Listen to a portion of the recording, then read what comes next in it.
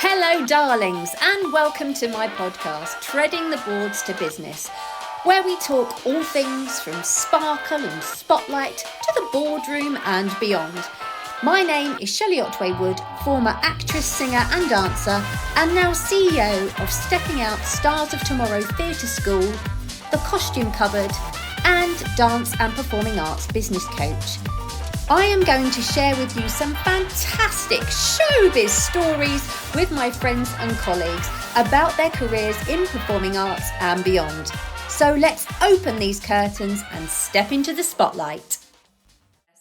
Well, Matthew Stirling, how exciting. Welcome to Treading the Boards to Business. I'm so excited to have you on today.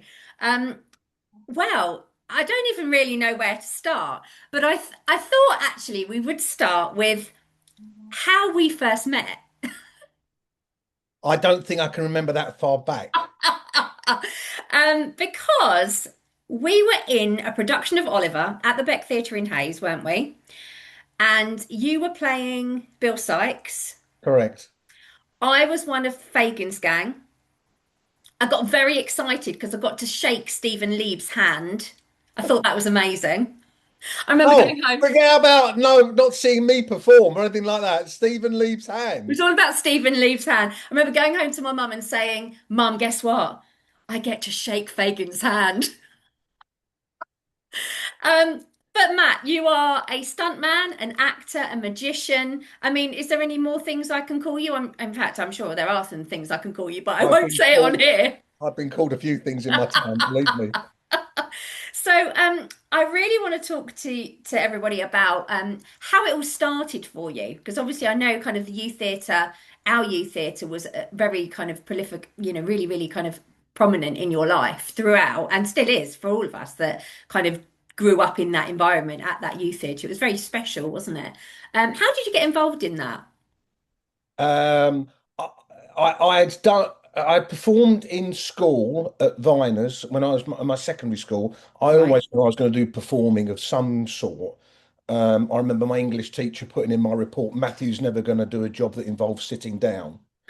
So I kind of knew that I was going to be performing, and I think in the midst of me in Viners, my mum and dad said that they were doing a Beck Youth Theatre, and I went for Bugsy Malone, and there was about 500 people there, 600 people. It was immense, and I ended up getting Bugsy Malone. And how old were you then?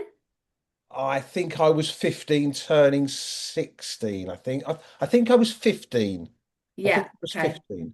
Um, and then from Because there, I remember very much like looking up to you. You were like the much you're go on, kind of say it, I was older, I say nearly it, said you were the much older, but you're not say that it. much older than me. But you were very much that kind of age group as a child when I was like 10, 11. That you were like the cool kids. You, Sarah Yeah, Hannafin. but It was like, you've got to think that that little jump of a few years is a major thing. I mean, it not necessarily, I don't think it's a major thing now, but when you're 13, 12 and 13, you see the 15 and 16-year-olds, yeah, there's a big gap. And even though you think it's a few years, like you say, it's the cool yeah. kids. Yeah, and I got Bugsy. Then did we do Oliver the next year? Yeah, yeah. So we then did all of those after. I mean, I did about 10 or 15 before I went to drama school, and Yeah, and you did then Bugsy and Oliver. I did Bugsy Oliver, but then when I did Bugsy, when I'd done Bugsy, that kind of confirmed for me, right, I want to go, I want to take this further. I want to go into this mad profession. And did you think then that it was musicals you wanted to do? Or was it like, I just want to perform? That's a good question, really. I did want to do musicals. I loved musicals and I still love musicals. I mean, Yeah. I've got to remember one of my earliest memories was 1980, and my mum and dad took me to go and see Yul Brynner in The King and I at the Palladium. Okay. And I Wow. went backstage, or not backstage, I went to the stage door and met Yul Brynner when I was eight Wow. years old, and I've still got his autograph It's Um, interesting those times when you think, oh my God, I want to be like that. Because I remember going and watching Joseph, Jason Donovan in yeah, Joseph. And I was at school and we did a school trip and I was like, I want to do this, And it's interesting that even, you were, how old would you have been then? 8 years old. Oh my God, yeah, incredible. So from that early age, my parents, I always think of my mum saying to me that, she would just sit and keep looking at me, and I wasn't fidgeting or looking. I was just In the focused on the zone. stage, going, this is amazing. This is incredible. And then from there, I went to Conti's. So Yeah. I did the 1 year drama at Conti's. Oh, did you? I didn't know that. Yeah, I did their 1 year drama. Um, and that was the first ever kind of official Italia Conti drama course. They were kind of, we were the guinea pigs.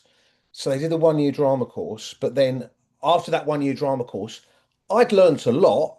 Um, but the knowledge that I had from being at the Beck, because I'd done my what is it? Not your YTS. What is it? Your experience, a work Work experience. experience, yeah. I'd worked backstage. I was working there part time. I was follow spotting. I was crewing. Wow. So I had all that knowledge, and Kind then of creative knowledge, yeah. and I'm going into contests. They're going, right, this is a flat and this is a follow spot, and I'm going, well, I can rig this for you I if you know want to. this. And they're going, well, what? So I came out of that after a year, and very quickly I went, I haven't got half of the knowledge I need. I haven't got half of the learning that I need to be able to go out into the big wide world. And I went, right, I'm going to do a further 2 years. And I was very lucky enough for Conti's to kind of say, right, if you want to, we'll put you in as a second year. And I did another kind of 2.5 years of performing arts. But I was kind of thrown in the deep end because my dancing experience was limited. And of course, you're then thrown in with people that have been dancing since the age of dot. Yeah. And I'm in a tap class at the back going, But you are a good dancer, and people that know you now will be quite surprised about that. But you're actually a lovely dancer, Matt. You I, can tap, you can do a yeah, bit of everything. I wasn't the Billy Elliot of Conti's, put it that way, with size 12 feet. Um, but I can pick it up. But the funny thing was, I remember going in and bless her, absolutely, I'm not name dropping, but Bonnie Bonnie Lithgow, Lithgow. I uh, knew you were going to say that. Bonnie kind of very quickly saw that I wasn't going to be a ballet dancer. I wasn't going to be a tapper. I wasn't going to be, but she very quickly saw that I took to the double work and the performance side of it, and I was I kind mean, of I wondering, remember a prospectus with you holding a girl up yeah, on the front, and me going, "Oh, look, that's Matthew Stirling. Like, yeah, he was in our youth theatre and he's on the front page of Conti's because Conti's was the place to be then." because I was the only one that could do it. They went, bring him in, he can pick up a girl. I kind of had that, I kind of had that ability to, because it was kind of gymnastic-y and a little bit, and it was performance. And I always wanted to kind of look after the girls and make sure I didn't want anybody to get hurt and that sort of stuff. And And had you done gymnastics at that point? I'd done a little bit of gymnastics. I'd done a Okay. little bit, not a Because great. obviously in your later career, that was That very was, important. yeah. And then kind of Bonnie kind of took me under her wing and said, look, I don't think I can remember the report. She said, I don't, and Sam Newton, who was running Contis at that point, they kind of got together and said, look, Matt's not going to be the next, ballet dancer. He's not going to be the next tapper. We need to utilize what he can do. And so the performance side of it came in, and I did more or less double work. I did a little bit of tap. I did a little bit of ballet, but my performance side of it, and then I was going in. I then started doing pantos for Bonnie. But before that, just pause that, Matt. Had because you're a very, very talented magician and you do magic and you still do magic gigs to this day. Yeah, Was that always something that you'd done as a child? It was, wasn't it? yeah, Alongside the performing and alongside drama yeah, school. yeah. And the funny thing was, when you do your end of year assessment, your Italia Conti diploma, as it were, um, you have to do, I think it was two dances, two speeches, and a song. And it's in front of the Italia Conti board, as it were, and I got somebody, a friend of my dad's, to build a box that was to make a girl appear and disappear.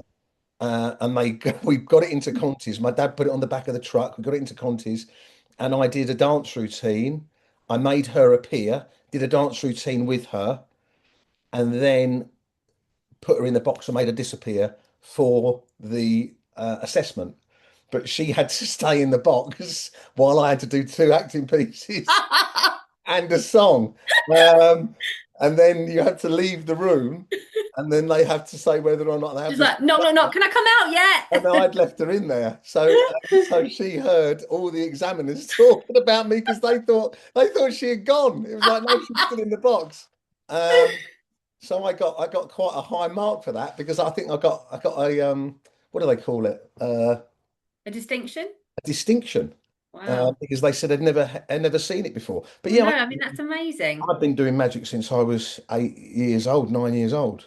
Yeah. Just something that And I just and picked so up. your drama school days, let's talk about equity because then you couldn't get your equity card without the Can't get equity your and you equity couldn't card without without acting, and you and can't you act couldn't get until you get act your without equity your card. equity card. Yeah, that's right. So how did you get your equity card then? Because those of you who are I listening who don't know what obviously everyone knows what equity was, but it was very much back in the day of our generation of performers where you had to have an equity card before you could perform. And everybody would say to you, wouldn't they? Oh, have you got your equity card? Oh, he's got his equity card. It was like the gold of the It of was a the big performing thing. side of Well, things, wasn't it?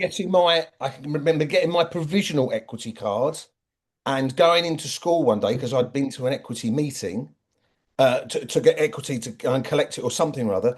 And Roy Gregory, who was my singing teacher, said, "You're late into my class." I said, "Yeah, I was at equity. I was just organising my I equity was card." getting my card, darling. And he said, "Have you got equity?" And he went, "Good on you." And it was like a real major thing. It Now they was. just go, "Oh, do you want to be a member of equity?" There you go. And it's just given out. But you had to do 6 weeks 6 weeks of performing a professional contract, so it could be a panto. So I did for Bonnie, I stage managed and I played the genie in the panto, but they Okay. hired me as the stage manager, but I actually was on stage as a performer. So I got the contract through. And Okay. it was a real, in those days, it was a real fine line because I remember when they did Starlight Express, Andrew Lloyd Webber saying, "Right, I need roller skaters. I need actors and actresses and singers that could roller skate." And they couldn't find anybody. They couldn't find anybody because it wasn't a common thing. So then he went, "Right, what I'll do is I'll get roller skaters that can sing and we'll teach them to dance." And most of them could dance anyway, but we'll Where it's we'll, very much the other way around now in we'll that show, teach them isn't to it? sing. And they put them on stage, and then Equity stepped in and said, "You can't do this because these people haven't got equity." And Andrew Lloyd Webber's lawyers found a way around it, and they said, "Yeah, but they're not stepping on stage; they're on roller skates." Really? I love that And story. that's how they got away with it. So they got all these people in the West End, and they none of them had equity contracts. Wow. I love that story. That's very showbiz. So there you Um, go. we have to talk about so us. We were friends for very many years. We bought our first house together, that you're still living in. Um, we were engaged. And I don't think many people go through all of that and then become really good friends. And I know we've been there for each other through some really tough times in both of our lives. My divorce, difficult times with you. And I know that I think it's very unusual to have somebody in your life that you've known since you were 10 years old that's still very much part of your life now. Yeah, And I remember, and this is why I'm just kind of giving this backstory, is because I remember laying in bed and I was dancing very much at the time. You had just gone into the stunt register, but which we'll talk about in a minute and how you got into that. But getting that phone call from, and I think it was Gary Powell, Oh saying yeah, there's been an accident on yeah, one of the sets for Zorro, yeah, and we want you to come in yeah, tomorrow. And this yeah. was like, I think it was like 11 o'clock at night. We were asleep. And Fly out to Mexico. yeah, can you go to Mexico tomorrow morning? And that was just like life changing for both of us, wasn't it, really? Because we were very young. I mean, I was probably like late 20s, Yeah. early 30s, Um, so talk to us about the transition from acting into the stunt world, because that was a huge, huge thing, getting on that stunt register, wasn't it? Because I was Yeah, obviously with you during that time. yeah. I mean, I was so I'd come out of Conti's. I'd done certain shows. I've been on tour with the Full Monty. I've been on tour with Happy Days. I've been on tour with various things. But when I was at the Opera House in Covent Garden, we Because you could did stage legally fighting there, didn't you? stage fight or perform stunts in a loose context because it was live theatre. Even though some of the times it was recorded and shown in Japan, and because it was things like Tosca, Aida, Romeo and Juliet, Othello, those sort of things. And then I had met my best mate, who's no longer with us, sadly, Richard Richard. Bradshaw. And Richard had just qualified to be a stuntman. And I got talking to him. We became best mates, and he said, "You're perfect. You need to train for the stunt register." And I didn't even know. I thought it was a family business. I thought, your dad was a stuntman. You became a stuntman like your dad's a. It was such a closed shop back then. Yeah, So I went right, and I looked into it, and I went to Equity, and I got my piece of paper because there was no internet, there was no mobile phones, and just yeah, search.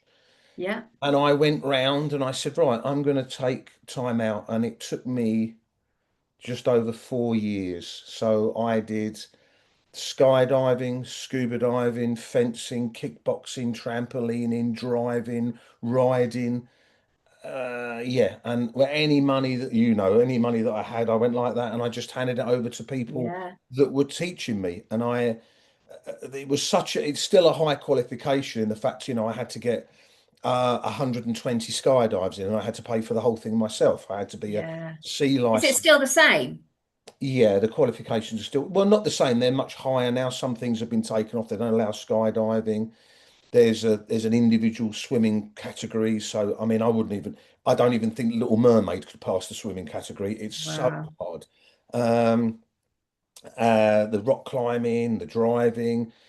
So yeah, I was very back then there was only 240 odd people on the register. And I mean we just had an AGM on Sunday and there's nearly 550 people on the register now. So it's doubled since that time. So Wow. it's become it's because it's a recognized thing now. What's kind of killed that is the internet because people just go, "Oh, I want to become a stuntman, right? How do we do it?" Or they've just looked on Instagram and there's people training to be stunt people and Yeah.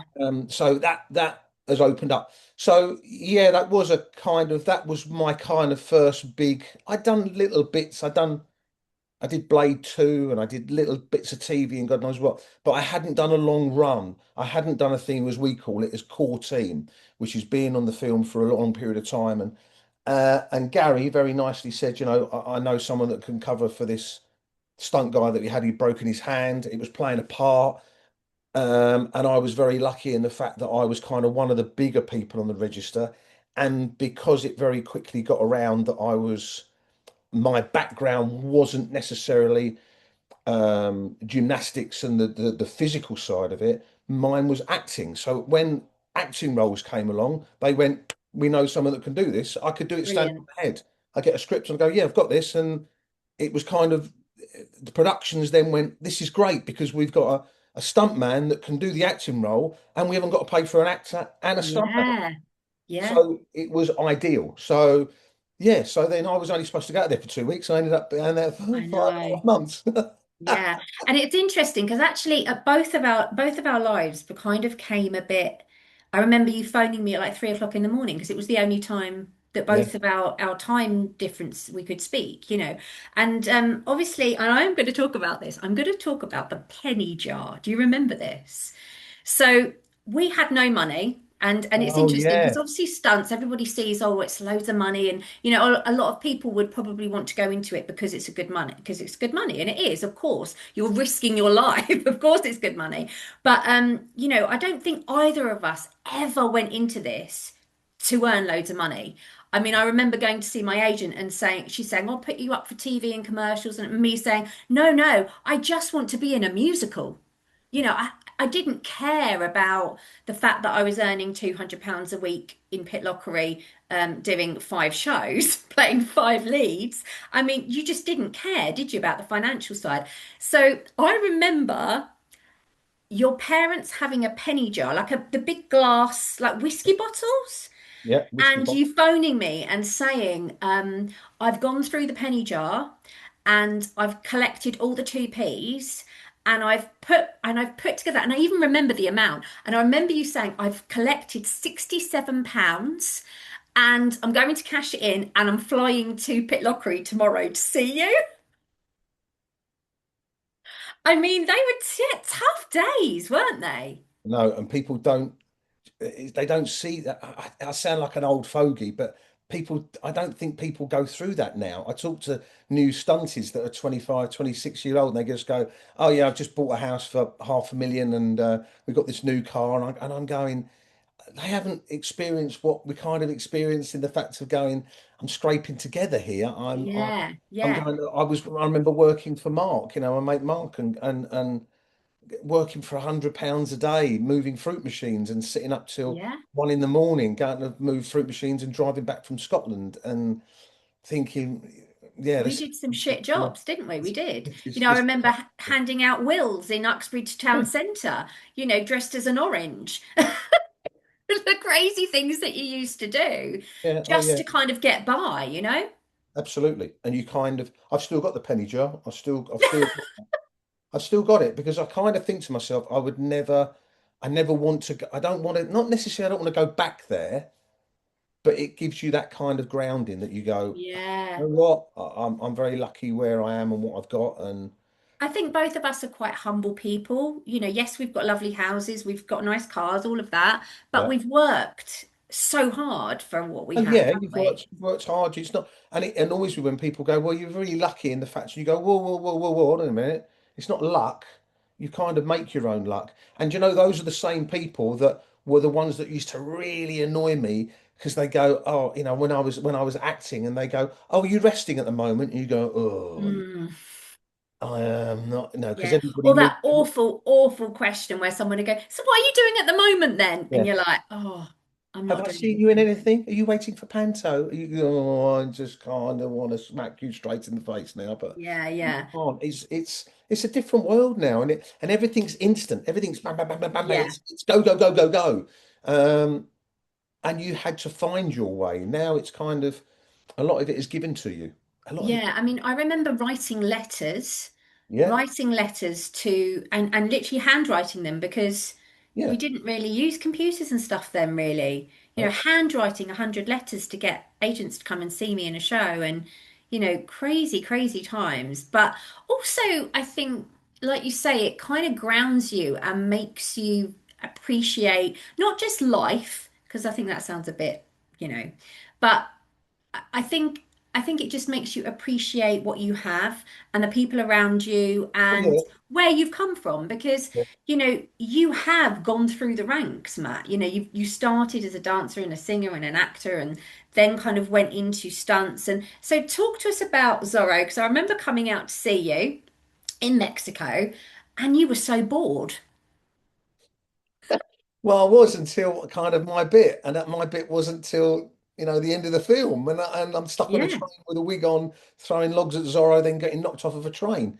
Yeah, it was a little bit boring. I was with a film set, it's hurry up and wait. You might be training one of the actors how to do a fight routine, or looking after an actress or an actor, or Um, But it seems far from boring, doesn't it? But you were coming yeah, back every night going, I've not done anything. I've just sat. And I'm like, well, what are you doing? I'm just sat there. I've just sat there. yeah. I've just sat there. I know, I know. I just can't. You do. You just kind of sit there, and it was an eye opener, really, in that respect, because I thought it was going to be go, go, go, go, go, constant, constant, constant, Yeah. and it isn't. I mean, it's a lot more. Not so much nowadays. Even nowadays, you're still doing prevision. So prevision is if there's a fight that's going to be happening, the coordinator and the team will put a pre-vision fight together and film it as they see it should be filmed, so then they can show the director. So you're working on pre-visions, so you're working on a Yeah. previs.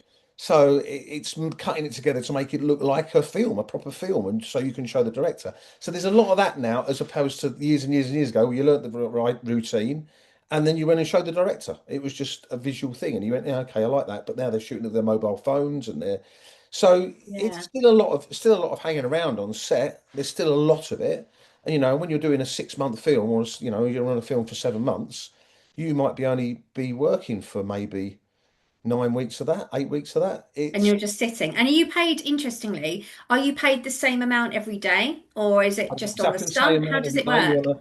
You're on a weekly basis, but then if you're doing an identifiable job. So if you're doing an identifiable stunt, so let's just say our bread and butter is me running into the room and getting shot, or me having a fight with somebody. That's our Yeah. bread and butter. If you're in a Yeah. big battle sequence, everybody on the ground that aren't on horses, that's your bread and butter. You're hacking and slashing. However, if you do something that's identifiable that they perceive as a danger, and the danger is increased. So let's just say you're going through a window or down a staircase or getting hit by a car or something like that, then you get an identifiable adjustment on that. So on Zorro, I was coming off the train. Yeah, that was a big So stunt. And like, let's just talk about that because that that was, had gone wrong.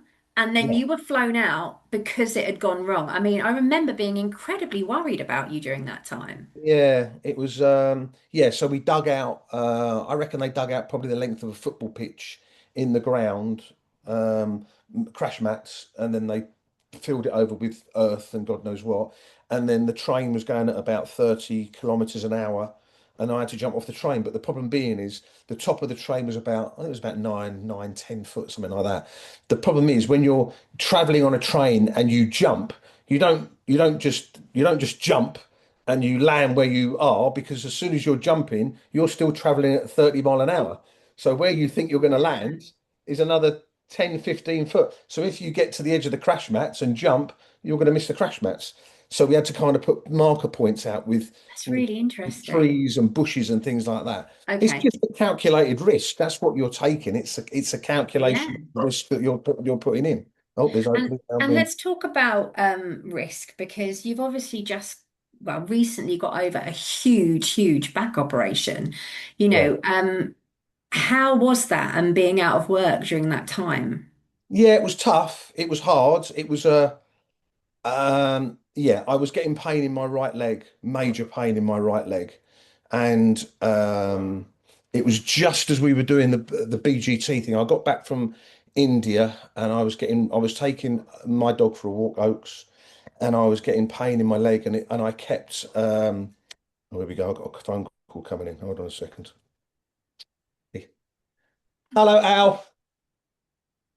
All right, mate. I'm just on the phone. I'll be down in about 10 minutes. Is that all right? Thanks, mate. No problem. Cheers, mate. Cheers, buddy.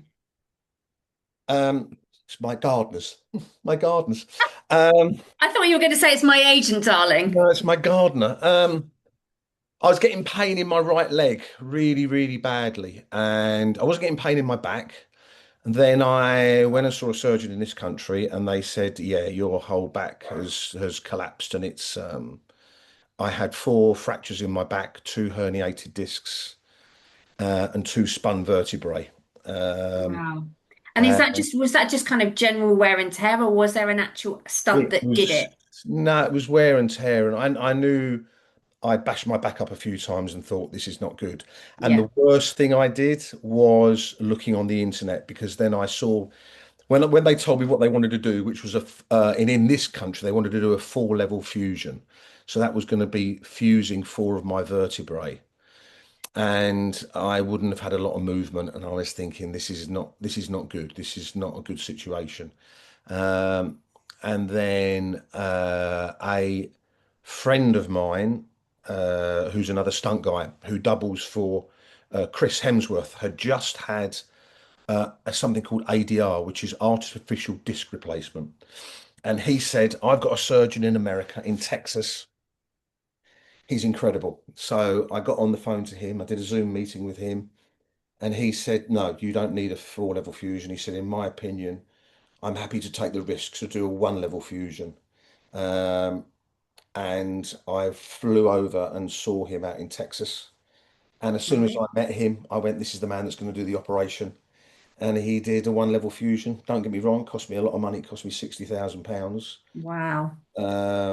But But that's, I guess that's the money that you're paid for things like that, and that's not, it's not to be sniffed at, is it? When people say, oh, stuntmen, they earn a fortune. They earn a fortune for a reason because, how many broken bones and things have you had over the years? Hundreds, yeah, I've done both my knees, my back, my collarbones broken in three, snapped my bicep and both my shoulders, both my rotator cuffs, and then Yes.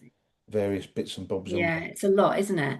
Yeah, Um, let's talk about I'm going to be really showbiz here, and I just want you to name like some of the incredible people you've worked with because I know like the Catherine Zeta-Joneses and the Antonio Banderases and it goes on, and Alan Rickman, it goes on and on. But just tell me about some of those, just list some of the people you've worked with that have really had an impact. So I know you've done all the Harry Potters, I did Batman. Harry Potter, Harrison Ford I've worked with twice, Ryan Reynolds I've worked with three times.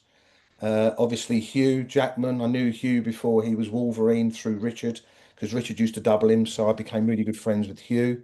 Yeah. I became very, very good friends with Benedict Cumberbatch. Okay. I had to teach Benedict some magic on Doctor Strange too, and we became really good friends. And then, unfortunately, I was in America. I was gutted. He contacted me to do one of his parties, but we're in constant contact. And I texted him. I just watched the film The Roses. Him and Olivia Colman, fantastic together. I've worked with Olivia Colman, which was just one of the best couple of months of my life because she is absolutely superb and I love her. Love her dearly. She's great and she's just so down to earth. Anthony Hopkins, I work with. Wow. Who else have I worked with that people go, oh, wow. Mark Wahlberg, oh, Alan Rickman, like you said. All of the kids from Potter that are now grown up. Yeah. Yeah, And how many of the Potter films did you do? I did five. Wow. And so that was quite a long time that did you just go from film to film to film to film during that Yeah, time? kind of. Yeah. We Yeah. went in between. Did we do? I did Pirates of the Caribbean in between.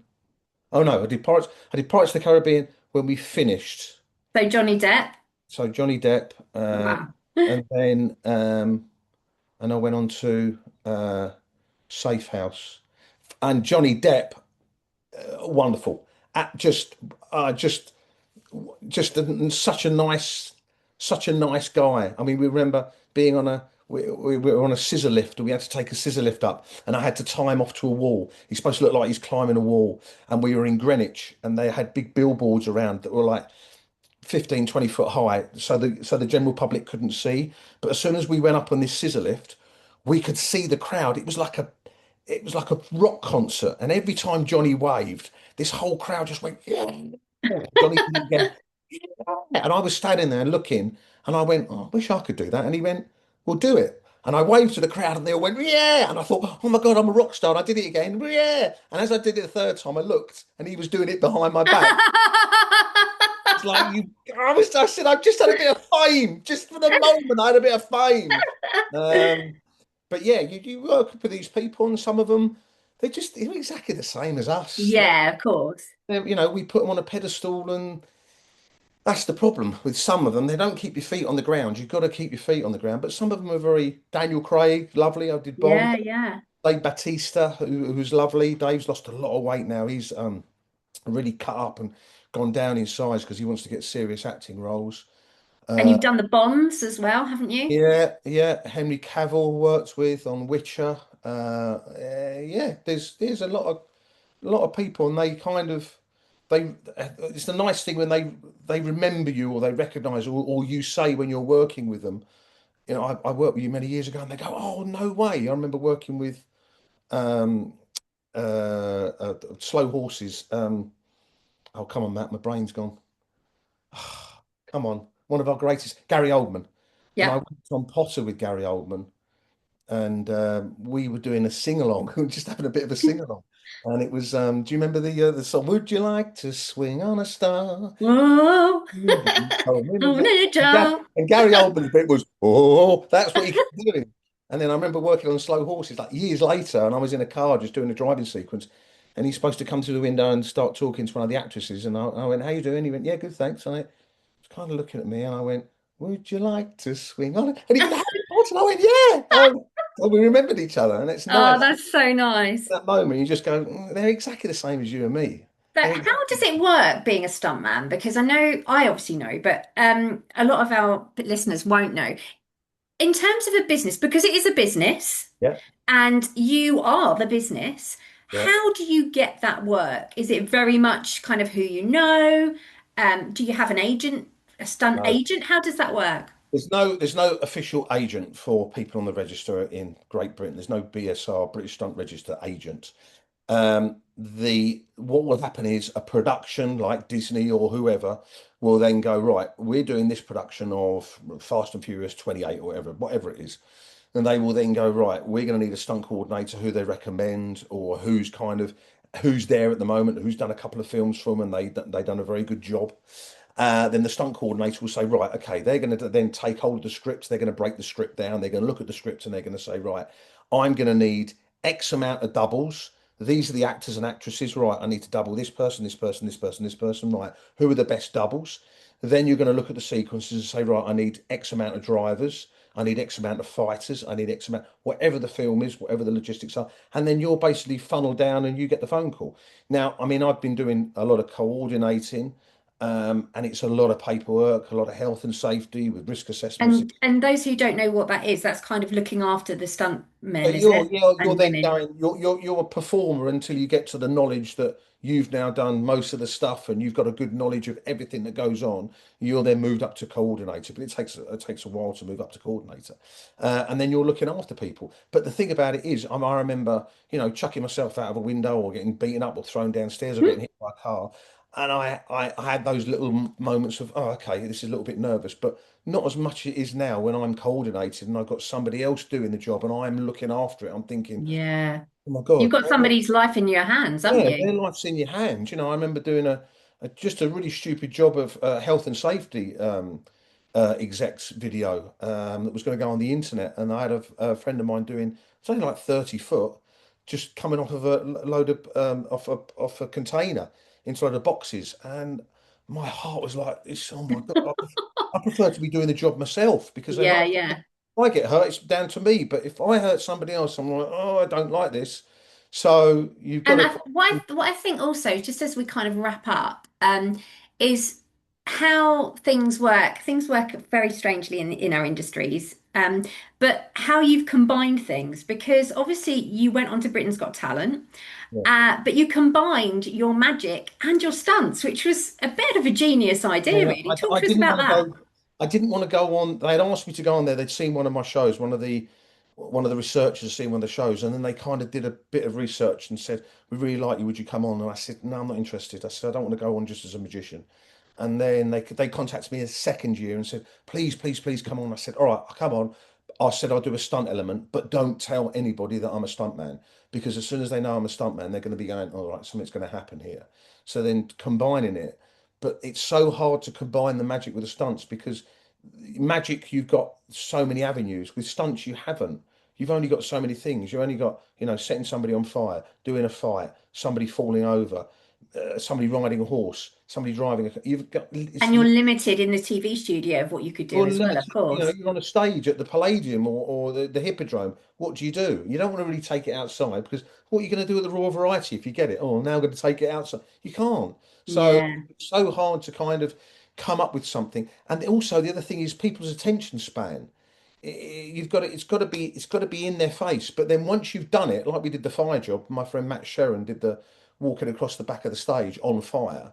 I said, don't On want Britain's Got running. Talent. That was Yeah, I said fantastic. I don't want him running. I don't want him screaming. I just want him just walking, just walk. Well, that was 22 seconds of a fire job. But now people are just they're flooded by all this information out there, and their attention span. They go, "There's somebody on fire now." Whereas years ago, you go, "Oh my God!" Now it's like, "Oh, there's a bloke on But fire."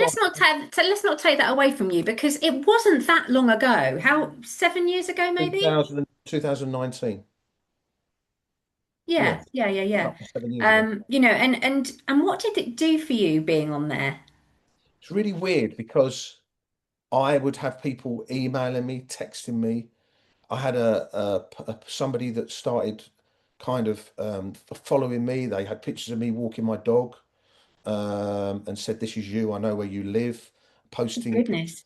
through my letter, but it was funny because I thought to myself, I've done over 100 films, and now you want to you want to make note you notice me after I've been on Mm. Britain's Got Talent for 6 minutes. Straight away the production of Lorraine phoned me up. Would you come and do an interview? I was like, yeah, okay, I'll come and do it. But it was very, very weird. And everybody wants their kind of their 15 minutes worth of fame. And And their bit of you while you're at the yeah, top. yeah. Yeah. And I kind of I sat back in the rooms at the Palladium and God knows what and Dominion, going, this is really weird. Everybody's kind of, they're running I around. remember going out for a coffee with you during that time. I think you were just about to go because obviously I came and watched you on Britain's Got Talent, which was fantastic. And we were actually in the audience. And I remember during that time we were sitting having a coffee, and your phone Oh didn't yeah, stop. I no, mean, I've never known anything like it. It was like, brr, brr, brr, duh, duh, duh, duh, duh. And you were like, it's been like this since I've been on Britain's Got Talent. it was mental. And then the social media department contacted me and said, right, Matt, okay, what's your handle? And I went, What's a handle?" And they said, are you on Instagram?" I went, "I don't even know what Instagram is." I hadn't got a clue. I go, "I Yeah. know what it is." They went, "Okay, you need to make an Instagram page." I said, "Who's going to be interested in me?" They went, "People are going to be interested in you." I said, "Yeah, but I've got this behind me. They should be interested already." They went, "No, they're not interested. Now they're interested." It's like, I didn't really understand. It was a very Did you strange. enjoy it? I did enjoy it, and I've had people contact me now saying, "Matt, I've just done Britain's Got Talent. What's your advice, etc., etc." I've been asked to coordinate. I couldn't do it because I was on another job. I've been asked to coordinate Britain's Got Talent because they had a couple of Lovely. funky things, and they said, "Would you please look at?" Because they kind of know me.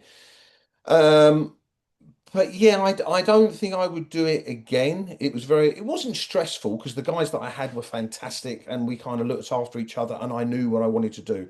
But Britain's Got Talent do have a control over you once you start getting Yeah. into the semi-finals and there's people interested in you. They suddenly And and just to kind of kind of last question, if somebody was wanting to be a stuntman today, what would your advice be? My advice that I always give to everybody that they do a drama course for the BSR, I say as long as you've got a job that you can pick up and drop and you can pick it up and go back to it, that is one of the safest things that you can have. And you've had that with your magic, haven't you? I've had that all my life because I tell you what, when it's quiet, I go and do a weekend, I go and do gigs. I go on a cruise for a week and I'll go and do my show on the cruise. I do a hypnosis show. That's my best advice because don't get me wrong, it's great when it's there and you're working or you get onto the stunt register, which isn't easy to get onto. And there's a lot of people now, there's a lot of competition. Mm. As long as you've got a job or a business that you know can keep you underneath and keep you afloat, that is the best bit of advice. Oh, Matt, that's fantastic. Well, it has been so fab having you here today. I feel like we could do like 10 different podcasts for different stages of your career. It has been really, really lovely. I really hope you've enjoyed it. And thank you so much for giving up an hour No of your worries. time. No problem. And we will see you at the school very soon. All right. Take care. Loads of love. Take Love care. Bye, Matt. you. Bye. Thank you for listening to Treading the Boards to Business. We hope we added some sparkle to your day.